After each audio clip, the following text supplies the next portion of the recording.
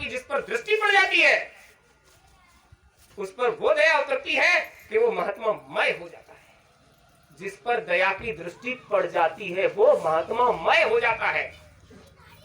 सन्मुख होए जीव मोय जबहि, जन्म कोटि अगनासो तबहि। जीव मेरे सामने आ जाता है तो करोड़ों जन्मों के पाप छाड़ कर देते हैं। क्या कहते थे? वो जीते जागते देवता वहां बैठे हैं, उनसे गुनाहों की माफी करा लो। और क्या कहते हैं कि हमारी दृष्टि जिस पर पड़ जाती है उसके करोड़ों जन्मों के पाप छाड़, और वो जीते जागते बैठे। भेद की बात है। क्या कहा उन्होंने? देखो बच्चा खूब समझ लीजिए, वास्तव में कल्याण चाहते हो तो तुम्हें ये विचार करना पड़ेगा कि हम क्या चाहते हैं, उस हिसाब से तुम व्यवहार करो। लेकिन किसी ने नहीं माना। नहीं माना तो जिसने जो चाहा वही उन्हें समर्पित।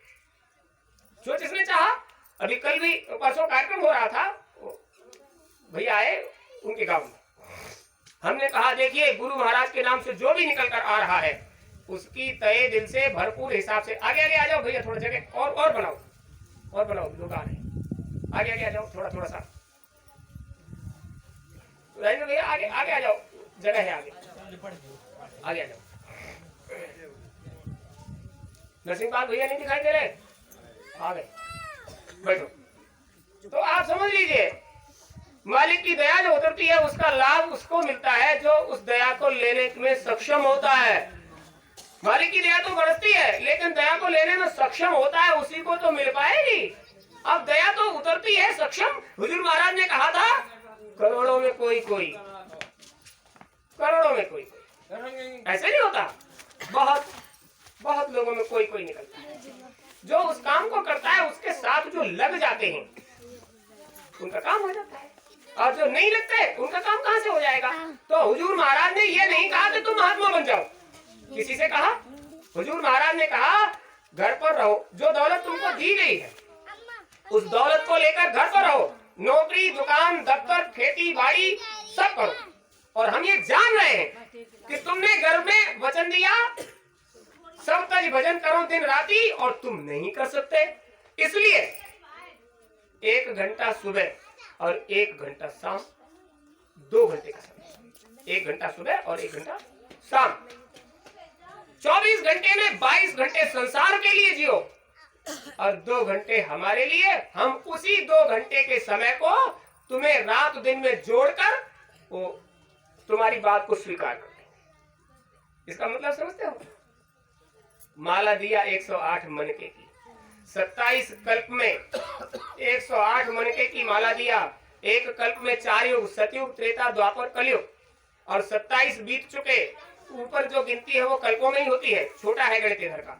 27 चौका 108, 108 युग बीत चुके। ये 28वां कल्प चल रहा है। उसमें क्या कहते हैं बच्चा? शाम को बैठकर एक मनके पर एक नाम, लेकिन सादर सुमिरन जे नर करहीं, गौपद एवं भवसागर करहीं।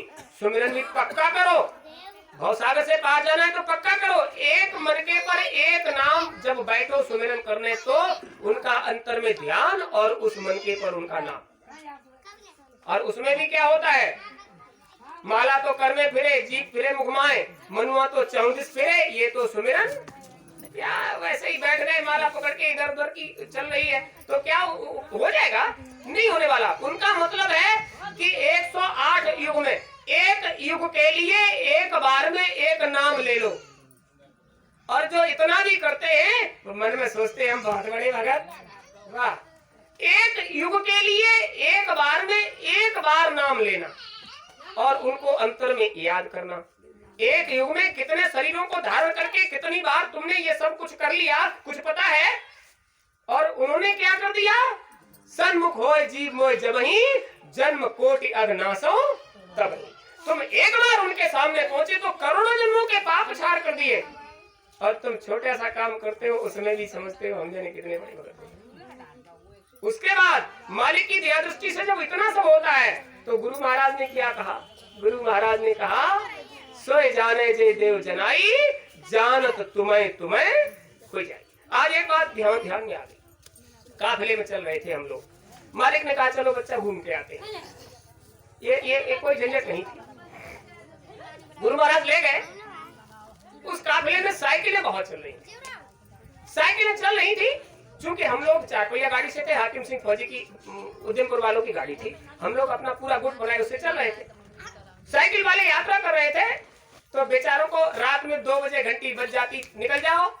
तो साइकिल वाले रात भर चलते, 100 किलोमीटर पर पड़ाव पड़ाए तो 100 किलोमीटर साइकिल चलाकर उनको जाना है, बड़ी मेहनत होती थी। तो पीछे से आने वाली गाड़ियां उनको पकड़ लेती थी रास्ते में। कुछ लोग ऐसे होते थे कि वो शाम को ही निकल पड़ते थे, कमजोर शरीर वाले, और वही चल रहा था। दिन निकल आया था, साइकिल वाले साइकिल चला रहे थे, गुरु महाराज की गाड़ी आ गई। तो सबकी इच्छा होती है कि गुरु महाराज पास से निकल रहे हैं, थोड़ा दर्शन हो जाए। और बेचारा साइकिल वाले को जैसे ही दिखाई दिया कि गुरु महाराज की गाड़ी जा रही है, उसने जल्दी जल्दी पैदल मारे, तो हुजूर को एक बार और देख ले। सबकी इच्छा होती है मालिक को देखने की। वो बहुत तेज तेज चला रहा था, वो आगे जो गाड़ियां जा रही थी उनमें से किसी को कुछ लगा तो उसने थोड़ा ब्रेक लिया, और ब्रेक लिया तो गुरु महाराज की गाड़ी में जो ड्राइवर साहब गाड़ी चला रहे थे उन्होंने भी ब्रेक लिया, और वो पीछे से जल्दी जल्दी चला रहा था, और उसने समझ पाया तब तक गाड़ी का ब्रेक लग गया। तो उसकी साइकिल गुरु महाराज की गाड़ी में जाकर हो गई खट, रुक गई। जैसे ही गाड़ी में आवाज हुई तो ड्राइवर ने दृष्टि मारी, ड्राइवर ने शीशे में देखा। अब वो बेचारा थोड़ा झुक गई साइकिल, तो वो उस गाड़ी से ही संभला। जब लगी तो क्या करे, उसने खोली खिड़की, खिड़की खोली और निकल कर आया।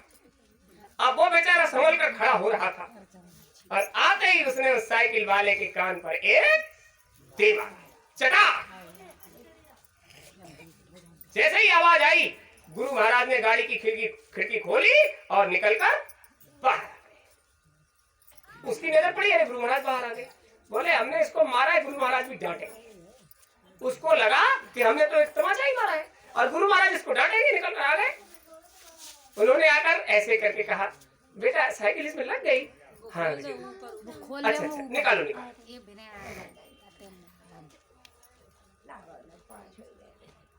खूब बड़ी हो जाओ।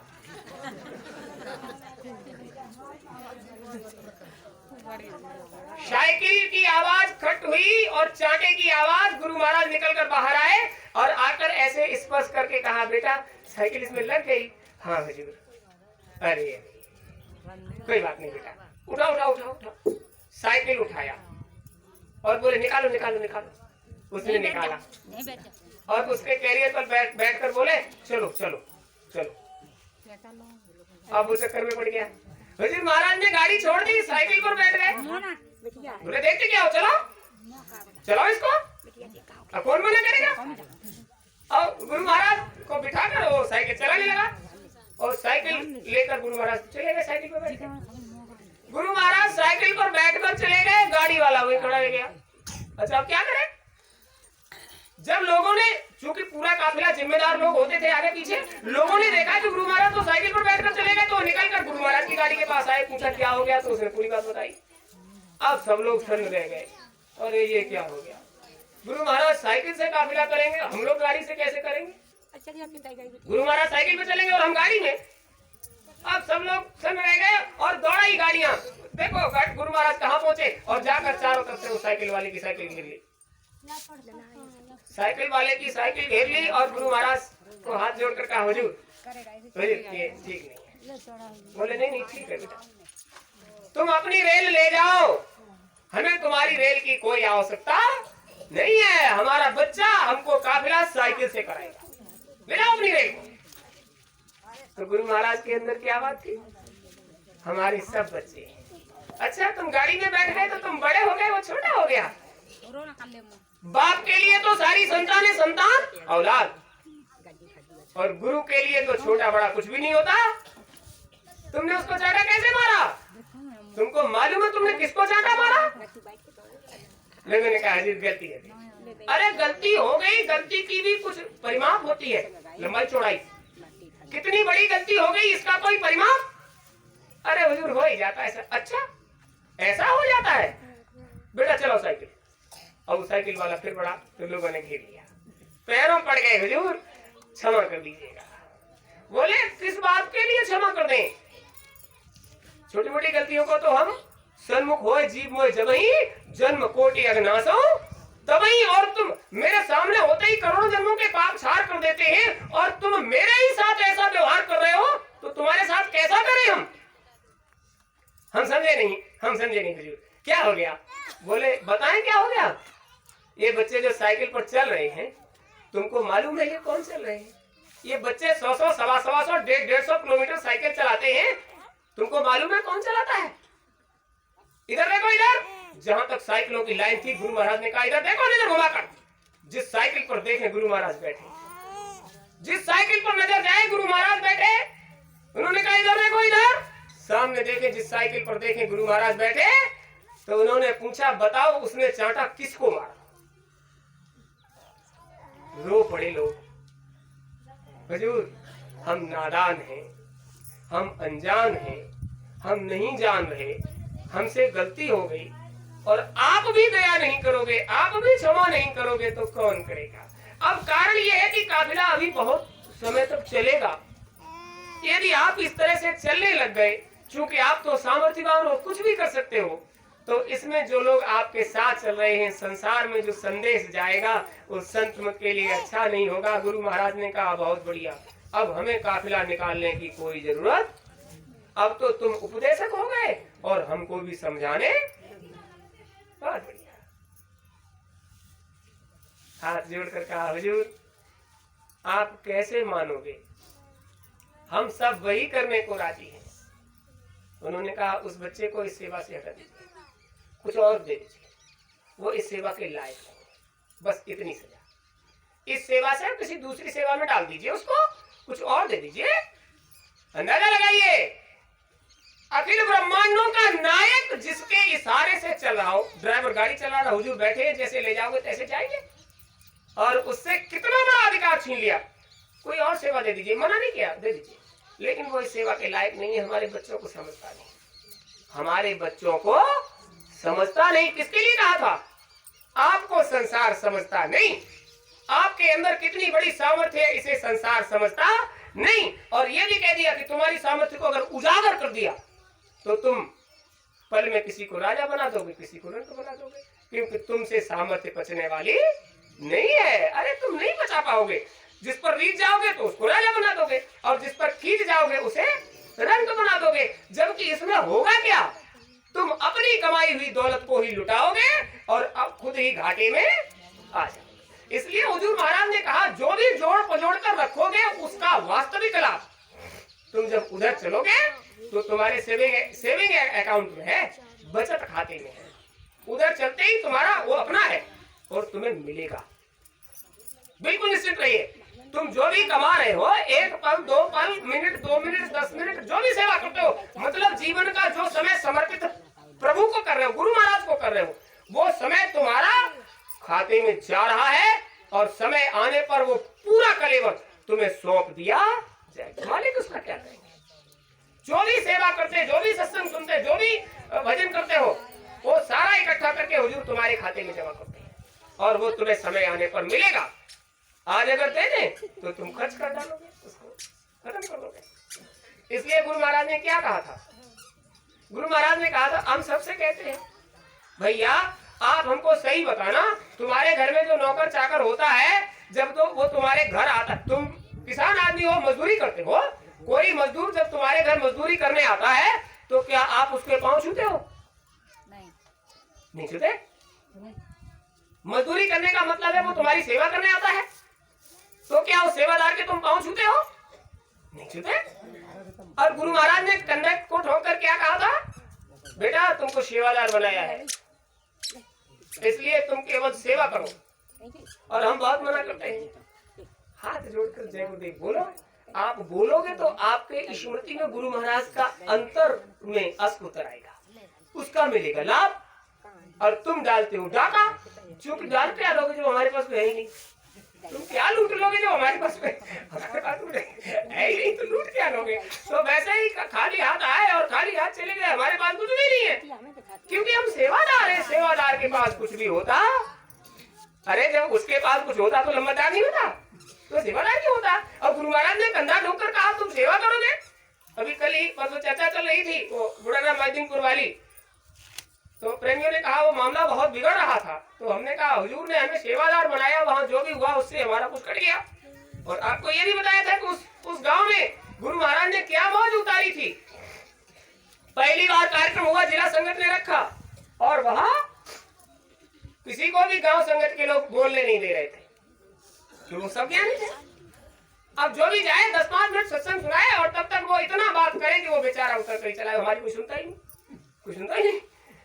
हमारे पास आए लोग तो हमने कहा देखो भाई इन टाट वालों का कुर्ता खींचते हमने देखा है। वो लड़के आए और उन्होंने पीछे से टाट का बोरा खींचा, देखो बाबा जी ये कर देते हैं। अब बेचारे चौंके, बड़े हुए, सकपका गए, ये तो बोरा खींच रहे हैं हमारा। मतलब बाबा जी के सानिध्य में जाओगे तो अच्छे कपड़ों की जगह बोरा पहना देंगे। और मजाक बन रही थी वहां और कोई सुन नहीं रहा था। हमारे पास आए पारासर भैया, बोले दद्दू एक काम करो, हम छोटे थे और हम हमेशा उनको बहुत बड़ा मानते थे, आज वास्तव में बहुत बड़े, बहुत अच्छी सेवा की थी गुरु महाराज की उन्होंने, अब थोड़ा शरीर से शिथिल हो गए हैं। तो बोले दद्दू चलो थोड़ा। तो हमने कहा तुम्हारे ये लोग जो आए हैं इनके टाट बोरे में बहुत ताकत, वो फटता नहीं है, और हमारा तो ये बहुत हल्का है, ये खींचेंगे तो फट जाएगा, हमको मत ले चलिए, ये फाड़ डालेंगे कपड़े हमारे। अरे मजाक मत करो, चलो चलो भैया सेवा जो भी कहोगे करेंगे। मंच पर पहुंच गए, हुजूर महाराज की ऐसी दया मौज उतरी कि मंच पर पहुंचते ही इतना बड़ा वाकया गुजरा। वहां बैठे हुए उपस्थित लोगों के लिए गुरु महाराज से प्रार्थना किया, अंतर में सभी धनियों से कहा ये जो भी जीव आपके दरबार में आ गए हैं इन पर ऐसी दया की धार उतारो कि ये मालिक से मिलकर अपने रास्ते जाने लगे। मन ही मन प्रणाम गुरु कीना, अति लाघव उठाए धन। गुरु महाराज से प्रार्थना किया तो राम ने उस धनुष को तोड़ दिया जिसे कोई हिला भी नहीं सका। जब गुरु महाराज से प्रार्थना किया तो गुरु महाराज ने कहा देखो ये अभी कैसे ढीले पड़ते हैं, अब हमको तो कुछ मालूम नहीं। प्रार्थना करने के बाद 5 मिनट भी सत्संग नहीं सुना पाए और इतनी इतनी बड़ी वाली महूक उड़कर आ गई, भनन भनन, और इतनी ज्यादा मात्रा में थी। जो प्रेमी भाव होंगे उन्होंने देखा होगा, पहला कार्यक्रम हुआ था और उस महूक ने आकर बैठने के लिए उचित स्थान कौन सा देखा और खोपड़ी पर बैठने लगी। पूरे शरीर पर महूक बैठी और बालों में जब घुसती तो गुलगुली लगती तो ऐसे करके निकाल कर ऐसे छोड़ देते। एक प्रेमी भाग कर गया और मच्छरदानी ले आया और उसने लाकर मच्छरदानी लगा दी। हमने कहा बहुत अच्छा किया, अब जितनी इसके अंदर आ गई ये बाहर नहीं जा सकती। बहुत अच्छा कर दिया, अब नहीं जाएगी बाहर। तो फिर क्या करें पंडित जी, तब तक एक सज्जन गए, वो तसला था उसमें आग जलाकर धुआं करके ले आए। हमने कहा ये तो और भी अच्छा कर दिया कि 2-4 बोल निकले तो ये धुआं दूसरित हो गया, वो आवाज ही नहीं निकलेगी, फिर तो हो गया कार्यक्रम। तो अब क्या करें, हमने कहा आप अपना काम करो। किस काम के लिए आए हो? सत्संग सुनने, तो सुनो। ये क्या कर रहे हो? बोले और ये महू, अरे भाई उसका काम है उसको करने दो, तुम उसके काम में दखल क्यों देते हो? इसे भी हटाओ, इसे भी हटाओ और सत्संग सुनो।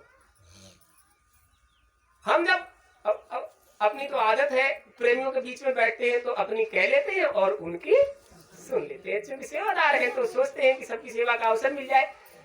तो वहां जब हम पीछे बैठे थे वहां 2-4 लोग ऐसे थे जो गुरु महाराज की निंदा बुराई के पुल बांध रहे थे और हमसे सुना नहीं जा रहा। मालिक की ऐसी मौज हुई कि वो लोग चले गए और वो तो घूम रही थी बहू। मालिक ने ऐसी मौज की कि जब हम मंच से उतर कर आए तो वो लोग पैरों की तरफ लपके तो लोगों ने कहा सबसे ज्यादा बुराई करने वाले ये पैरों की तरफ क्यों जा रहे? हमने उनको पकड़ा, भाई बड़े बुजुर्ग थे, हमने उनको पकड़ा। तो उन्होंने कहा पंडित जी जीवन में पहली बार करिश्मा देखा, महू जब आपके ऊपर बैठ रही थी उस समय आप नहीं गुरु महाराज स्वयं सत्संग सुना रहे थे। वाह, उनकी मौज। इस नाचीज में सकल हुजूर महाराज की पैर पकड़कर कहा आप नहीं, हमने वहां गुरु महाराज को बैठकर सत्संग सुनाते देखा। पूरा गांव आज सत्संगी है और गुरु महाराज का पावन चिन्ह बन चुका है। क्या हम इस लायक थे? अरे उनको जिससे सेवा लेनी है उस बहाने से उससे सेवा ले ही लेते। श्रद्धा और विश्वास और प्रेम में कमी मत होने दो प्रेमियों। ये जो जीवन का समय तुम्हें मिल गया, ये तुम्हारा मिलेगा या नहीं मिलेगा इसकी कोई गारंटी नहीं है। और फिर तुम वही नर्क भोगोगे जिसको बचाने के लिए तुमको ये मनुष्य का शरीर मिला है, और फिर तुम्हारी कोई सुनने वाला नहीं होगा। आज मालिक की मौज है कि जो दरबार में मत्था टेकेगा बेटा उसकी संभाल हो जाएगी, और जब टेकने ही नहीं आओगे तो तुम्हारी संभाल कौन करेगा। 5 बरस लगभग होने वाले हैं इस जंगल में हुजूर महाराज की कुटिया में पड़े। हमारा क्या है, आदेश कर दोगे तो हो जाएगा। ये वो जगह है जहाँ दिन में मर्डर हो गए थे, हत्याएं हुई हैं यहाँ, और 5 वर्ष में कोई ये बता कर दे कि यहाँ किसी ने किसी को चांटा भी मारा हो। हत्या तो बहुत बड़ी बात है। ये सब कैसे हो गया, कब हो गया, क्यों हो गया। ये वो जगह थी जहाँ रात के समय अच्छे अच्छे कलेजे वाले निकलने से डरते थे। इतना भूत प्रेत जिन्न मसान, जब ये आश्रम बन रहा था उस समय भी ऐसी घटनाएं घटती थी। एक रोज हम शाम को आ रहे थे, यहाँ काम चल रहा था, एक बकरी की आवाज सड़क पर उधर से आ रही थी। लंबरदार यहाँ थे, सामान सब पड़ा था। जब हम आए तो लोगों ने कहा बहुत तेज तेज बकरी चिल्ला रही, कोई चराने वाला छोड़कर चला गया और इस सामने वाले बाजरे के अंदर चली गई है। हमने कहा उसको चिल्लाने दो। अब बकरी थी वो अंदर चली गई, तुम उसको कहाँ खोजोगे, और उसे खोजने भी मत जाना। लोग बैठे हुए थे, बहुत लोग थे, कुछ लोग जान रहे थे। उन्होंने कहा ये बड़े बूढ़े हैं, इनको बता दो। हमने कहा बता देंगे तो क्या हो जाएगा। देखो ये चारों तरफ मरघट है जहां गुरु महाराज ने अपना आशियाना बनाया है, और तमाम प्रेतात्माएं यहाँ रहती हैं। वो अपने स्वभाव के हिसाब से काम करती हैं। तो जो लड़के लोग बैठे थे उन्होंने कहा, अब उनको डर लग गया क्योंकि उनसे कभी मुलाकात नहीं हुई। तो हमने कहा चलो गुरु महाराज से कह देंगे आज के बाद ऐसा नहीं होगा, आज के बाद ऐसा नहीं होगा। लंबरदार बाबा है इस बात के, आज के बाद ऐसा नहीं होगा, आप लोग निश्चिंत रहिए। गुरु महाराज से अगला भंडारा जब हुआ तो ये कहा था आप लोगों को एक बढ़िया स्थान देते हैं, वहां नाले के पास हमारा 9 बीघे का खेत है जिसमें पतेल खड़ी रहती है, छोकरा मोकरा बहुत पेड़ खड़े हैं, वहां आप आराम से रहिए। तो प्रेमियों ने कहा कि अब हम उनको वहां देखते हैं। उसके बाद आज तक कोई भी ये बता कर दे कि उन लोगों ने यहाँ किसी को तंग परेशान किया